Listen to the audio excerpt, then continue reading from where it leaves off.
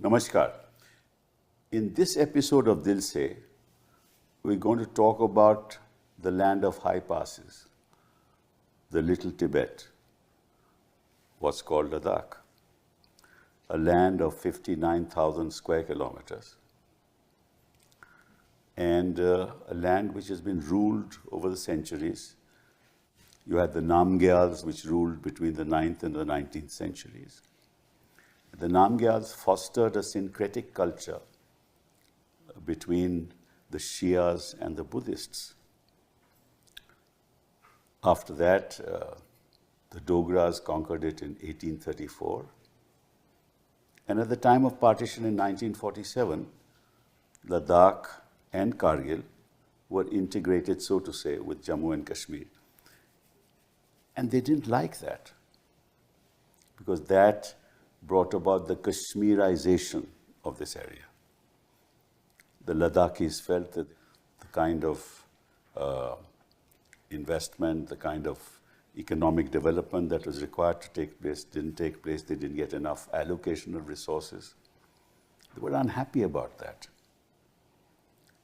And they wanted, in fact, publicly, and they stated so publicly, that they want to integrate with India. They don't want to be with Jammu and Kashmir. And naturally, it was difficult at that point in time because that was one state. And then, of course, came the abrogation of 370. But before the abrogation of 370, they wanted autonomy. They wanted to be a union territory within the Union of India, apart from, and not be part of the state of Jammu and Kashmir. And they were very happy when 370 was abrogated, exceptionally happy, and they thought, well, now is the time when our demands will be met. And what were their demands? Very, very small demands. They wanted that the fragile area of Ladakh should not be disturbed. They wanted development to take place there. They wanted their culture, and most of 46% of Ladakh is Buddhist. 40% of Kargil is Shia. They was hoping that the government of India would give them statehood. They were hoping that they would get 2 members of parliament representing Ladakh. They were hoping at least they would get the status of 6th schedule, even if the statehood is not given to them. They were hoping for a public service commission. And this whole process of these demands started from 2020. At one time, Sonam Wangchuk did a 1,200-kilometer walk, reached Delhi, but at the borders he was detained. So this protest has been going on. And then came recently his being incarcerated under the Preventive Detention Act. Now, we're not going to talk about the merits of the case, but here we're going to talk about how the Ladakhis are a buffer in a very sensitive border state, how they are great nationalists, and they've always been, how they wanted, in fact, they led anti-Chinese protests after Galwan happened. So we're going to talk about Ladakh, its history, what's happening there, why are people unhappy, and what should be done, and what are the concerns of the Ladakhis. And we've got 3 extraordinary people to talk about that. I want to introduce Gitanjali Angmo. She is the founder and the CEO of the Himalayan Institute of Alternatives in Ladakh. She is an entrepreneur, an educator, a spiritual seeker, known for transforming education and community development in Ladakh. And she is the Chevening Fellow from the University of Oxford with a PhD. And you blend, Gitanjali, your corporate background, which you founded several ventures, and you're into education in a big way. You set up a Cambridge-affiliated school in Chennai, advised the Maharashtra International Education Board with a passion. You have a passion for Aurobindo's philosophy. You have a passion for Vedanta, for the Upanishads. And ever since you founded this Himalayan Institute of Alternatives in Ladakh. You have a 5-pillar framework, emphasis on contextual curricula because you're into education, hands-on learning, transdisciplinary problem solving, emotional intelligence, and spiritual self-recovery. You're also a speaker in global forums, and at the moment you'd be fighting a personal battle because Sonam is detained under the NSA, and we hope and pray that you win that battle eventually. But thank you very much for being here to talk about Ladakh. I want to also introduce my friend Sadiq Wahid. Sadiq, I can't imagine anybody who is an expert in Central Eurasian Studies, focusing on the cultural and political dynamics of Tibetan, Mongolian, and Manchu complexes, alongside Himalaya and South Asian geopolitics. A PhD in the Inner Asian and Altiec Studies from Harvard, MEd from Harvard, and you did your basic degree in philosophy in Minnesota. Yes. And you currently are a distinguished professor in the Shivnada University, where you lecture in Central Eurasian cultural complexes. You are adjunct fellow in the Institute of Chinese Studies, associated with Tibet Policy Institute, and the founding vice chancellor of the Islamic University of Science and Technology in Kashmir. You have great interest because you're a Ladakhi yourself. So obviously you have great interest in what's happening in Ladakh. So thank you very much for being here. Radha, an old friend of mine, you were the interlocutor, I remember, Dr. Manmohan Singh's government. You went to Kashmir. You were, you believe in conflict resolution. You're a peacemaker. You want to build peace amongst communities. And you emphasize women's role in conflict resolution. And you built a career spanning decades in policy academia and international organizations focusing on South Asian security and human rights, with advanced degrees in history and social sciences.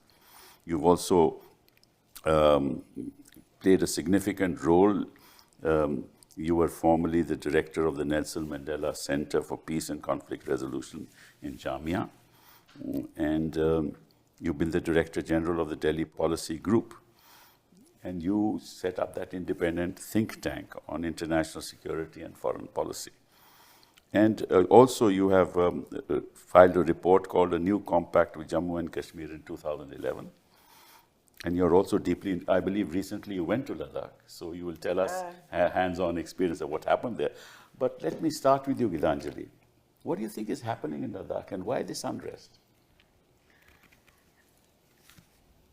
It is not unrest from Ladakh's point of view. Okay. It is just a reminder to the government to honor their promise. What are their promises? Based on which they won the last two elections, both the MP and the Hill Council elections, to grant legislature to Ladakh, be it as UT with legislature or statehood, and to grant it as the 6th schedule status, because 95% of the population is tribal in Ladakh. Okay. So when 370 was abrogated and Ladakh became a UT, as you said, everybody was happy.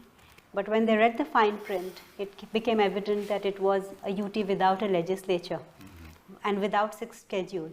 So it is like opening it up for the wolves, because the... Why do you say wolves? Because when the fragile ecosystem like that is not protected, then the people who come from outside, they say in Ladakh, it's only the best of friends and the best of enemies that come. Oh, I see. Because it's such a difficult place. And it would also attract all kinds of wrong people who would want to make use of the resources.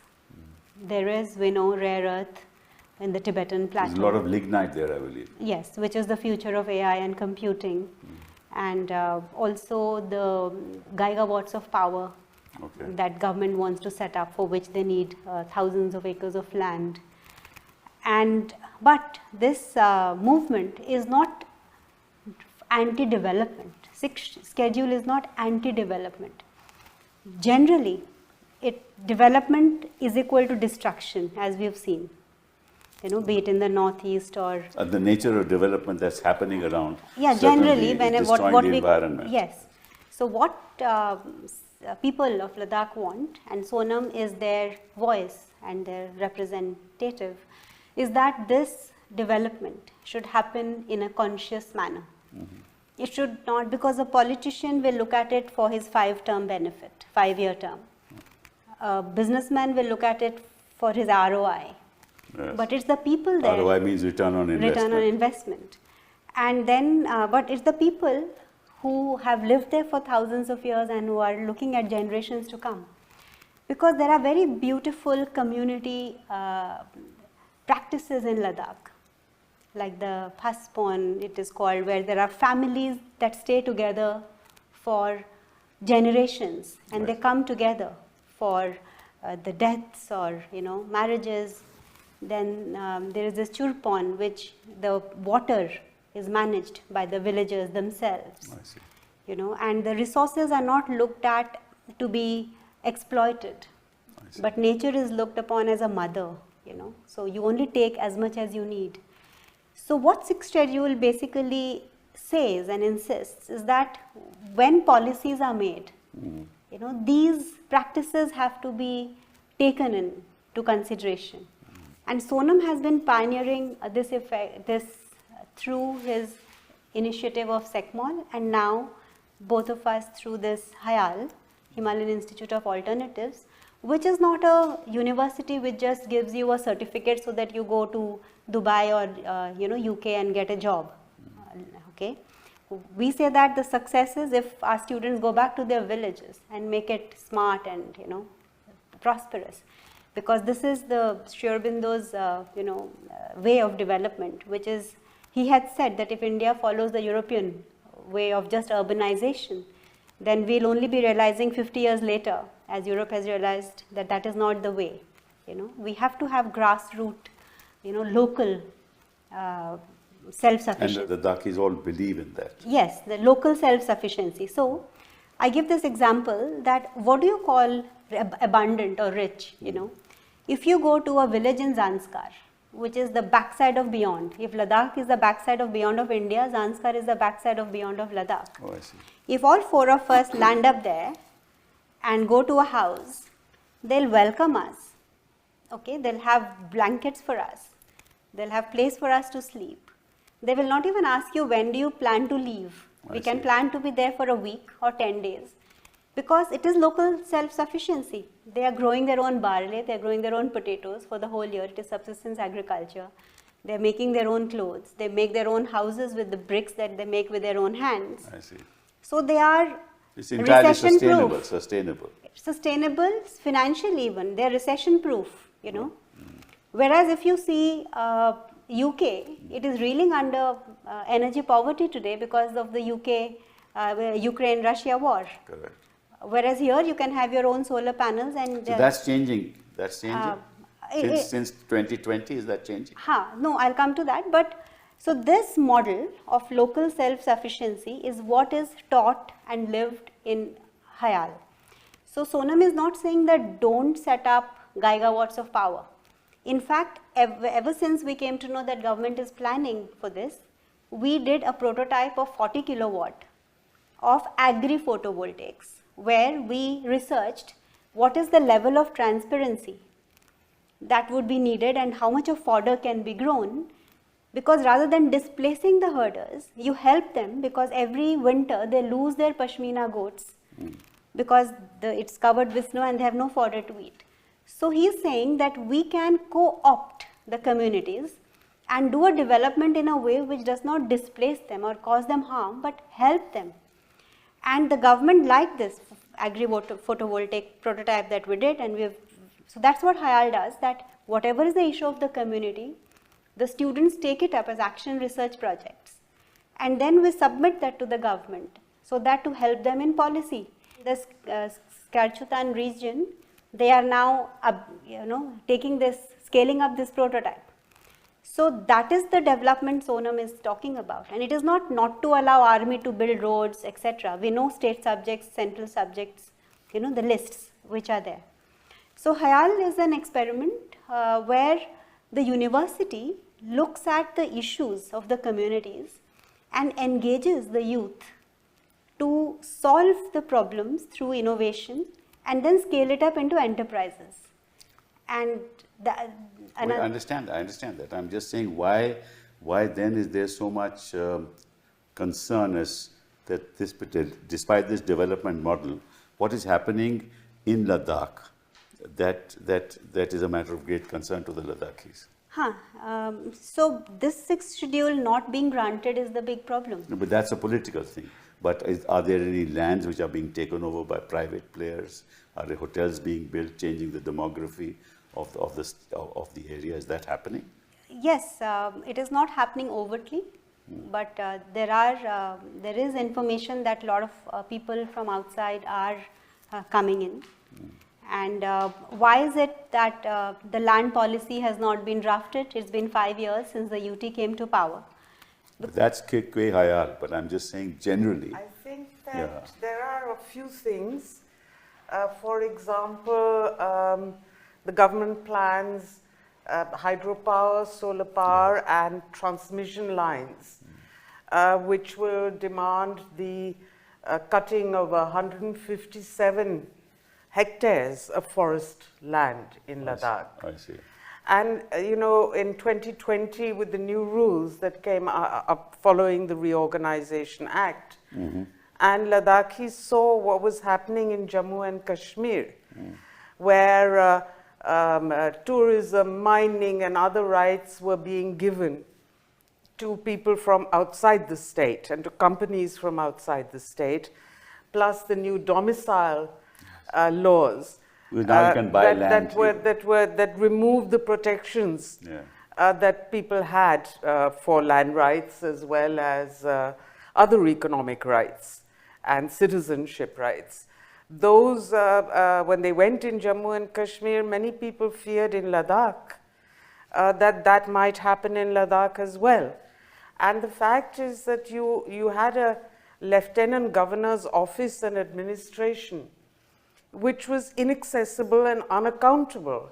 The powers of the hill councils were progressively eroded, taken over by the lieutenant governor's office.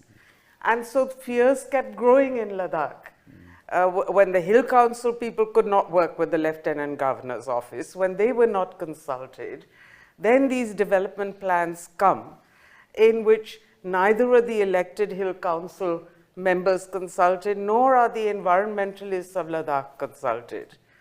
The fear gets palpable. And then you look at the unemployment figures. That's 28.6% of those who are graduated. 26.8%. Oh, 26.8%. But that jumped in a single year from 9.8 in 21 to 22 to 26.8 in 22 to 23. Yeah. So, I mean, the suffering is quite acute. And the tourism has increased 50%. There are 3 lakh tourists annually now. Yeah. So what's going to happen to the demography? Tell me, you're from Ladakh. What are yours? I will agree with Radha in that the whole thing has happened very incrementally, and Ladakhis have grown wise to it incrementally. Because, it's not agitation for the sake of agitating, it is that. And I think that right now, what is the real issue is the last that we mentioned, which is the 26.8, say 27% unemployment. Yes. That's a large segment for a small population like that, number one. Number two, they're impatient. And I dare say that I think the priority number one right now is the youth and their trepidations about the future and what's going to happen. And I think the demands that you outlined in the beginning, the 4 major demands, it's been there, for at least for 4 years now that I can remember that this is that. And that was done not on the spur of the moment. I mean, Ladakhis went around, to the northeast and went south to Pondicherry, researched it, came to a sort of decision about it, and talked about it. You know, and the important thing I think to realize is that what has happened is that Ladakh has developed a culture of collective leadership. You know, so you have the Leh, apex body, you have the KDA, both of them, and it's extraordinary how it happened. I mean, for an observer, because what they did is they got consensus intra-Kargil and intra-Leh. Okay. You know, and then they met together and said, okay, can we arrive at a consensus? And I remember this moment because it was the 1st of August, 2021, that suddenly they came out of the hall, and I just happened to be in Leh. And somebody said, you know, Leh and Kargil have united. Yes, they did. And I was like, what? I mean, how did that happen? You know, and I think that that's a recognition of the dangers that they feel about their identity. You know, about the fact that there are many things that go with this thing called Ladakh, and we want to preserve as much of it as possible. In the immediate, which has suddenly turned violent on the 24th of September, I think the vanguard of it was the youth, in the sense that their sense of impatience, and, you know, after negotiations for 4 years, nothing happens. You know, something's got to give at that point. And I think that that's what happened. So now we're at a state where, you know, there's a stalemate. You know, and Ladakhis have walked out of a conversation That's correct. that was taking place, and it is because they want an investigation into the violence as to how it took place, and because narratives can change overnight, you know. So I think that the takeaways that I take away is this extraordinary collective leadership coalescing, you know, number one. I think that Sonam Wangchuk represents you know, in the sense, given his age and so forth, really the sentiments of the youth in many ways. You know, he's in the leadership, he's amongst the younger, you know, set. And so therefore there's a salience there for the importance of addressing the youth issues. I think that, you know, the trick is not to let it escalate and not to let it go beyond. I'll tell you, I mean, this morning I read the Telegraph, and if I may, I just want to read quotes that sent chills down my spine. Sure.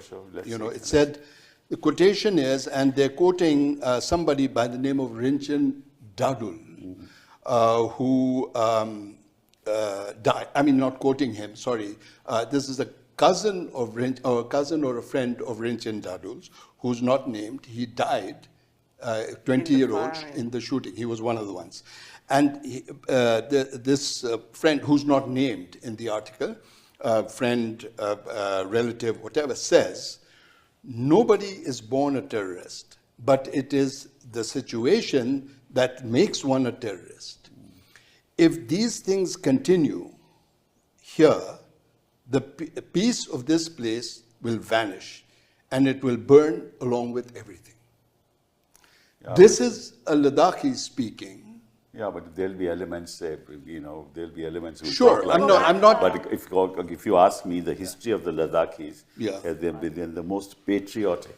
Absolutely. To go back, there is no doubt about it. The most peaceful. And no. Go back to you're saying that there'll be aberrations if this kind of thing happens. There'll be aberrations, but Absolutely. the fact is, by and large, the Ladakhis are perhaps the most patriotic. Yeah, I'm a Ladakhi and I know Ladakh. I mean, but my point is that when you push a people, that of course, you know, then this is what is to be avoided.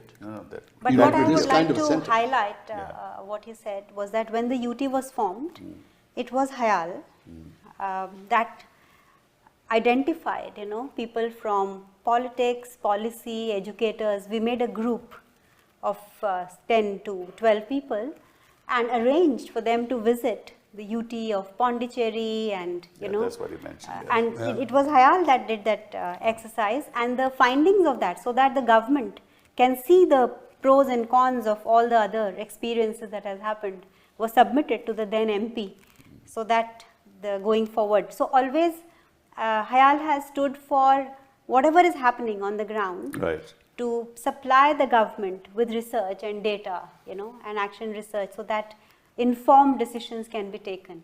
And this reflects, as you said, the history that Ladakhis always, work with consensus, with peace, with solidarity, because somebody, a living guru like Dalai Lama, visits every year, stays for 2 months, and his talks are attended both by Buddhists and the Muslim population of Ladakh. So that whatever he talks about compassion and all of that is kind of ingrained in people. Even when the CRPF was busy shooting, there are videos of youngsters who are giving water and helping the CRPF who was also injured or hurt. So that's the heart that we are talking about, which forgives and which is full of compassion, because we teach these kids, day in and day out, both SECMOL, where there are 14, 15-year-olds, and Art Institute, where they are in their early 20s. So they are the representative of the youth there. And everything that happens there, it is never violence that is resorted to by them. I think that on the violence issue, first of all, there's a question of who were this small breakaway group that went and set fire to the BJP office. And by the way, I mean, violence seems to be rather a large term to use for setting fire to one office, certainly for those of us who come from Delhi, Punjab, Haryana, etc., or who have grown up with tire burning and house burning. Of course, it is the crime rate. But if I may finish, it is a form of property destruction. Yes, it is. But that's what happened in one office. Does that justify a firing on a crowd and killing 4 people, one of whom actually is a retired Ladakhi scout, veteran, who are the front line of our security? I mean, my question, apart from the demand for a magisterial or judicial inquiry, is a slightly different one. Normally, when a member of the security forces is killed, you would have a show of solidarity from the security forces. Right. The funeral would have, various salutes of respect and so on. We have not heard or seen of this happening with this gentleman. The army in Ladakh has traditionally relied on public support. Yes. More than that, what we have seen is that every invasion that has come by way of either Kargil 1999, or the Chinese incursions, the warnings have never come from our intelligence, whether military or they have always come from local shepherds. That's correct. Now, the Ladakh Scouts was set up after a long battle of Ladakhis, saying, please, let us be the front line. Now, what are you doing? This relationship, this consensus, how much have you harmed it? And then you have the director of police making these really shocking accusations, saying, they wanted to incite and burn the whole of the country, the nation, that this, that. I mean, this is not the rhetoric or the language that you want a director of police or a commissioner of Ladakh to use at all, because what does it tell you? It not only tells you that they have absolutely no understanding of the ground reality, but they are willing to be extreme beyond belief. I mean, these are very extremist statements that they have made. Look at it, what the government of India's position is. They say that after August 5, 2019, we have invested 40,000 crores in Ladakh. right, for So economic 40,000? crores, like that, for economic development.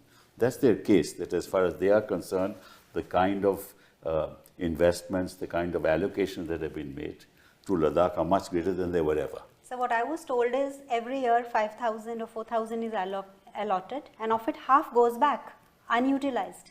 Yeah. Yeah, but that's I'm telling you that over the years they say about 40,000 crores has been given, and that roads have been built and this, that, and the other, and greater facilities. But the fact of the matter is, at one time, 90% of Ladakhi students failed in their class boards. Today, 97% of Ladakh is literate, Yes. but 60% of the schools are understaffed. Yeah. Right? So even though Hayal is doing great work, but the fact is that on the ground, you don't have enough faculty, you don't have enough schools, and you don't have enough employment, right? And if you have people from outside coming into Ladakh, buying the land, right, where the Ladakhis' demand was that all employment should be based on domicile, namely Yeah. that 80% should be from Ladakh itself. That has changed because that policy is not there at all. It was 30% odd, but that's also changed. So if you're going to change the demography of a sensitive area, which is on the border, you're going to have problems. And so how do you deal with that? I mean, what should the government of India do to actually resolve these issues? Because you are on a border area where the line of actual control is abutting this area, both in China and Pakistan line of control. So you can't afford to have any kind of unrest. I totally agree, and I would say that begin first with releasing Mr. Wangchuk, And ma'am, do just the to magisterial answer your judicial earlier inquiry. question. I'll give you, Yeah. I'll shut up in a minute. And then you've had 9 rounds of talks with the Kargil Democratic Alliance and the Ladakh apex body. Now, you have to resolve this. There is absolutely no real argument against giving 6th schedule.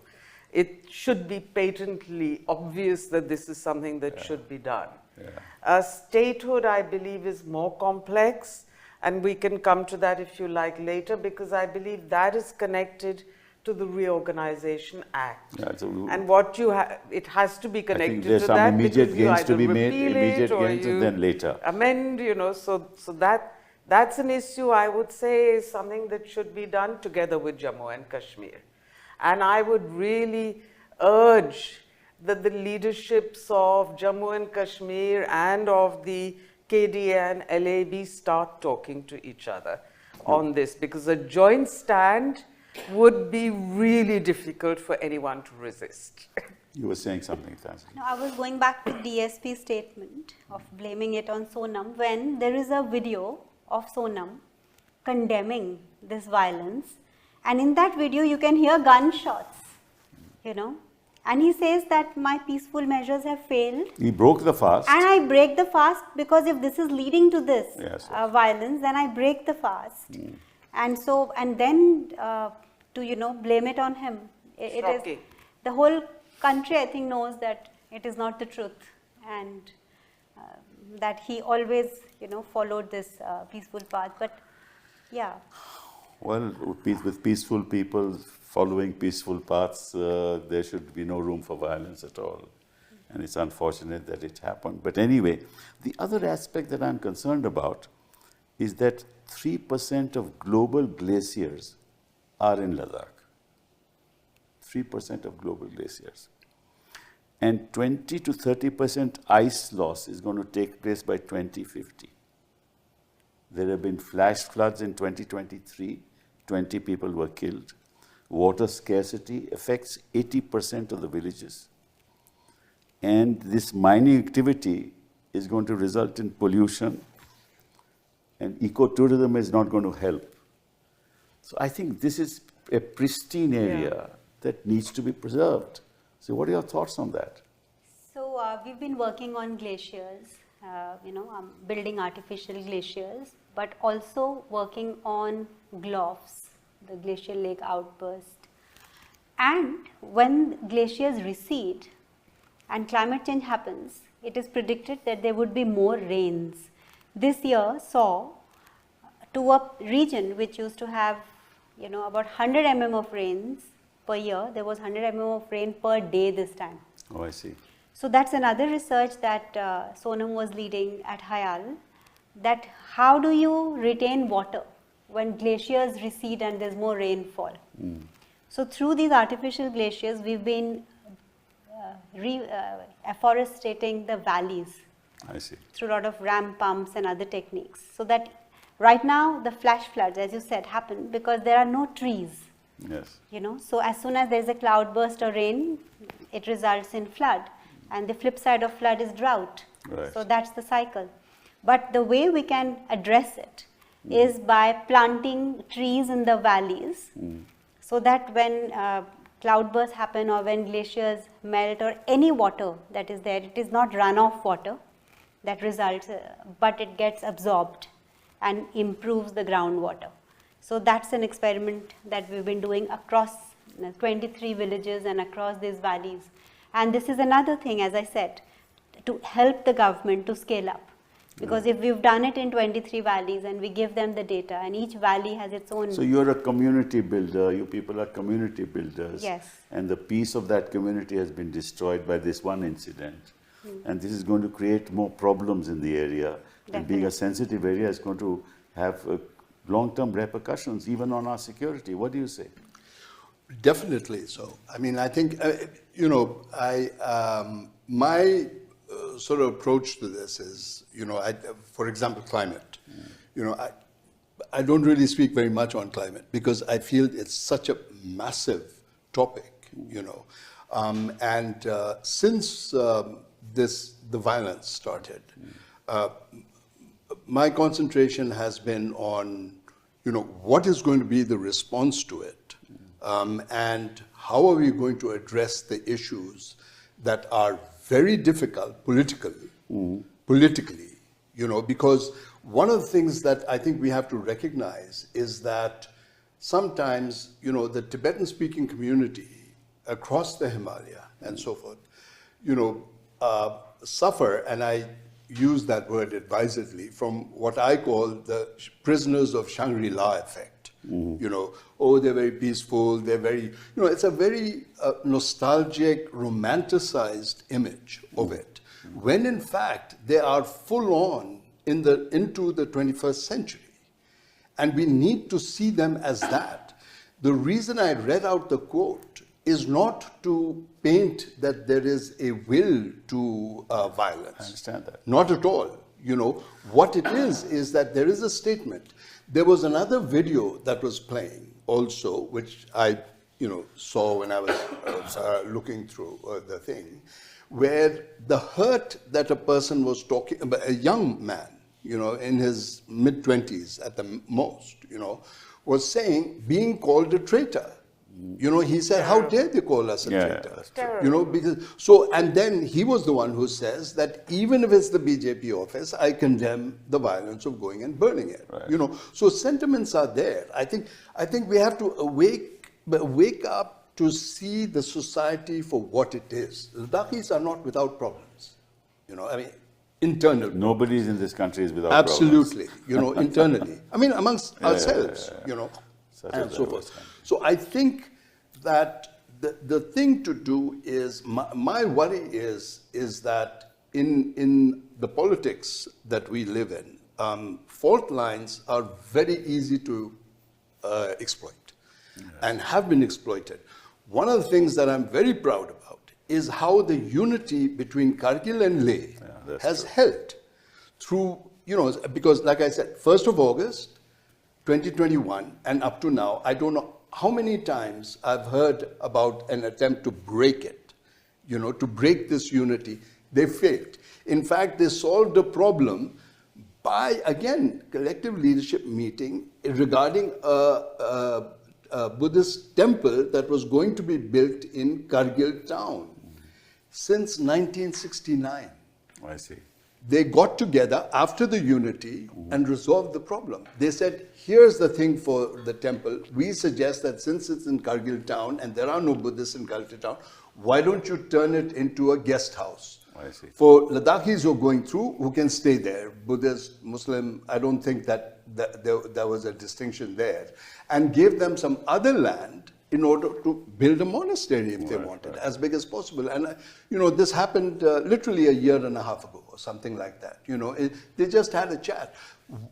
What's possible is what I'm saying. And what I'm fearing is the loss of this kind of politics that is rooted in Ladakh already, and to resolve problems, rather than the kind where we interface with each other on violent terms. I mean, government and Ladakh. Let me ask you a difficult question. Sure.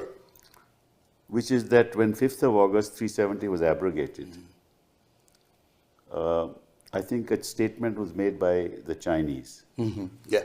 Right? What impact did that have? Do you think the build-up on the other side of Ladakh, because this as a direct result of it. Why do you say that? I say that because, what was the statement? Do you remember? The statement was on the 5th of August. This happened on the 6th of August, and I don't remember whether it was Beijing or the embassy here made a statement and said, now we are directly involved in the Jammu and Kashmir dispute. Why do you think they said that? I'm sorry? Why do you think they said that? Well, because what it had is the effect of joining the LAC and the LOC together. And we know for the last 12 years, at least, if not 15, that China and, Beijing and Islamabad have been cozying up very closely. So much so, that... So therefore, much greater necessity now to have peace and tranquility. Absolutely. And have the people on our side. That's Very the much. point. That's the point. But not that I see Ladakhis, suddenly flipping. It's not going to happen. But the point is, like I was saying a little bit earlier, using confusion to control is not a good idea. It's not a good idea. And I think that, I think the present dispensation of the, BJP-led government has tended to do that, and because I was feeling very confused for a few days after 24th of September, because I didn't know what had happened, and you'd really feel stupid, because I'd just been to Ladakh. I saw sort of a sudden build-up of troops there happening, so I said, am I imagining or is it real? And Ladakhis who were in Ladakh, resident, said, no, it's been building up for the last month. So I said, so why? And they had no idea. Anyway, let me talk about corruption. Is there any corruption in Ladakh? Can you tell me if there is any corruption?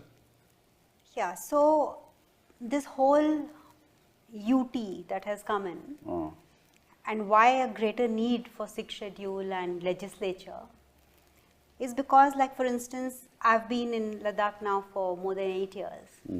And it's only now that the intricacies of, as I said, the community practices and all, I'm beginning to understand. But in the last 5 years, this is the 3rd governor, in 5 years. So there's a governor on an average for a year and a half.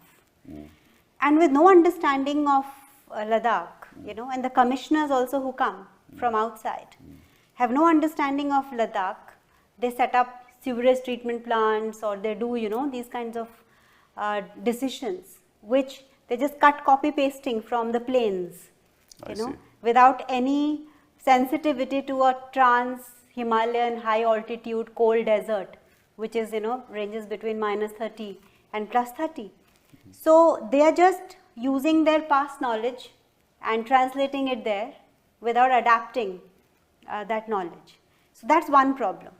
And the second is that Ladakh did not know of any crime or violence. I see. We left our houses open. It knew of corruption? No, I'm coming to corruption as well. So the first is understanding of Ladakh and the policies that you are making, out of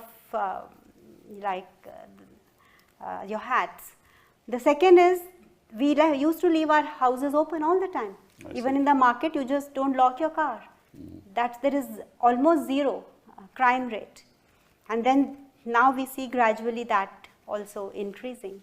And third, I'm told, is that some 5 or 8 years ago, corruption was unknown to Ladakhis leaders, like was crime. But we know of instances, and I would not like to name the officials, that the commissioners and all who were placed there are instances of huge corruption of practices that they followed, because of which they have been being transferred out as quick as they come in. So many commissioners, so many governors in the last 5 years. And that's not what a place like that, which has become a UT for, after having fought for 75 years, deserves, where there's no understanding of policy, no understanding of the local practices, and you're bringing in wrong practices like corruption to an otherwise, populace who was not even aware of such practices. Do you have you've heard of any of this, Radha? The corruption? Corruption and other things on these issues? I mean, corruption, I've heard a few things about officers coming from outside and being involved in corruption. I'm talking of officers from outside who bring in corruption. So that I've heard of. But that's when economic activity starts and hotels are being built and this is bound to happen. Exactly. And some levels of domestic crime rising I've heard of, but I don't know the facts and figures. But if I may shift the conversation slightly. Sure. Because the wonderful unity between Kargil and Leh, which as Sadiq has pointed out, is something relatively new. And I would say it might stem from the fact that it was amicably agreed to create 2 hill councils out of the first. The original was Ladakh Hill Council in 95.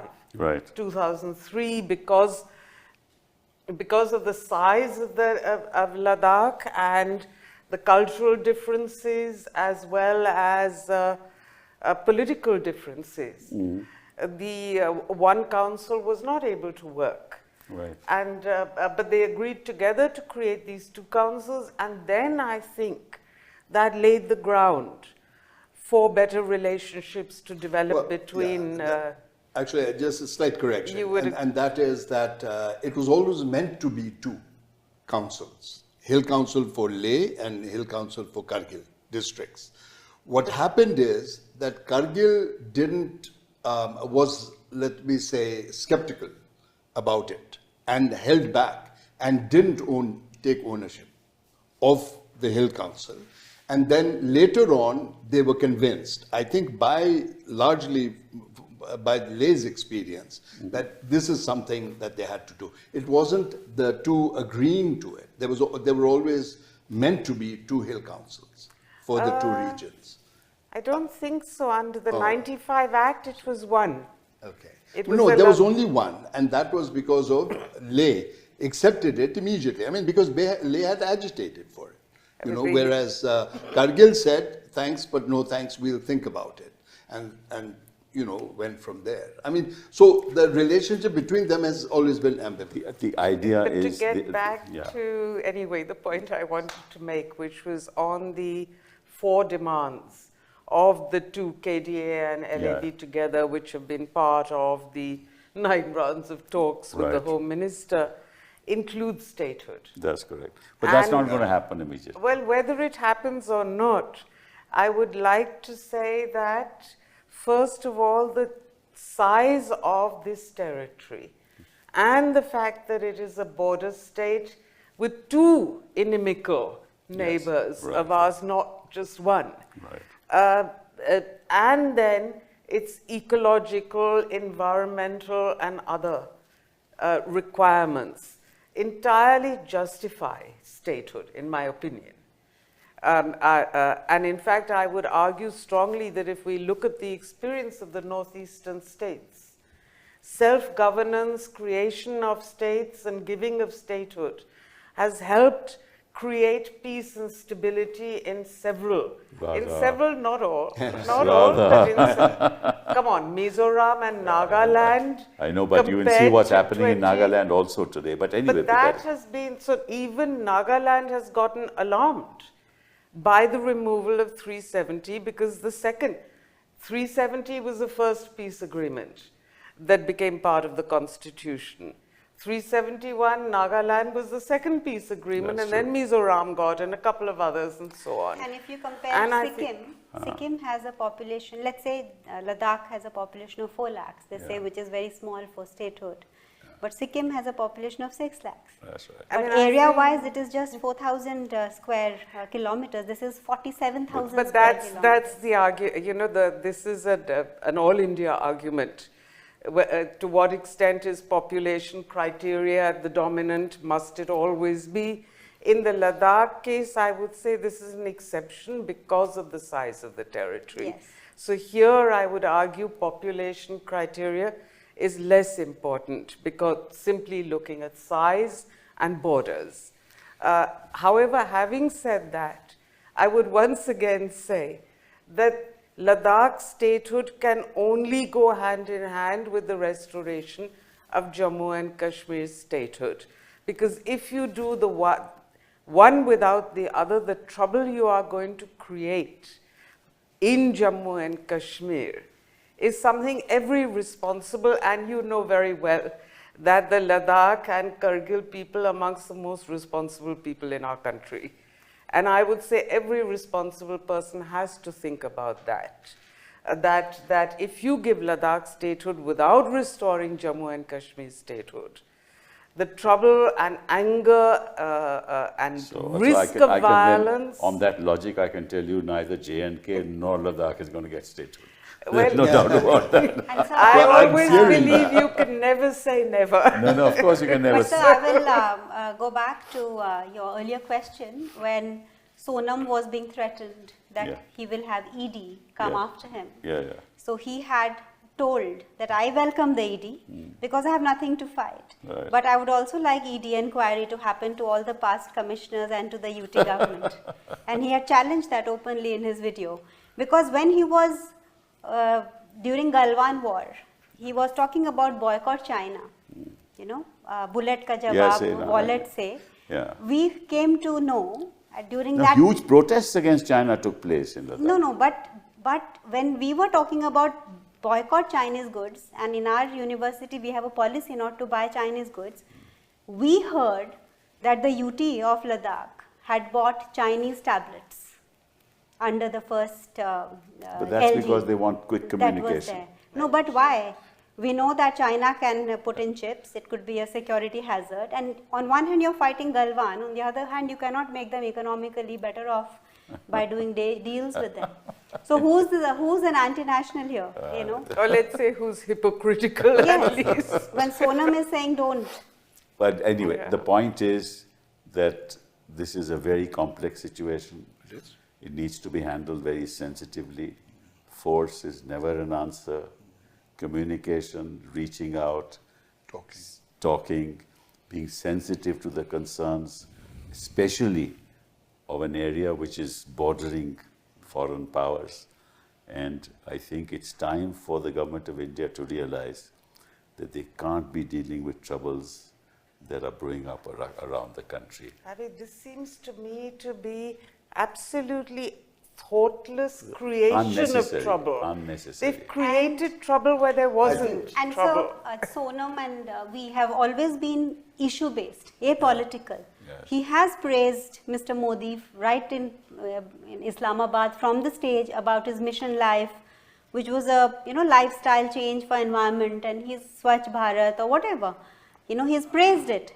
But if he is asking you to remember your promise, or if he is telling you that this is a sensitive area, and if you do not do this, you will lose the elections, then you should treat him as a friend. Your best friend is not somebody who's your yes man, but somebody who's your critic. I think the government of India has realized that in foreign policy there are no friends, right? In foreign policy there are no friends, Well, and in politics there are no promises.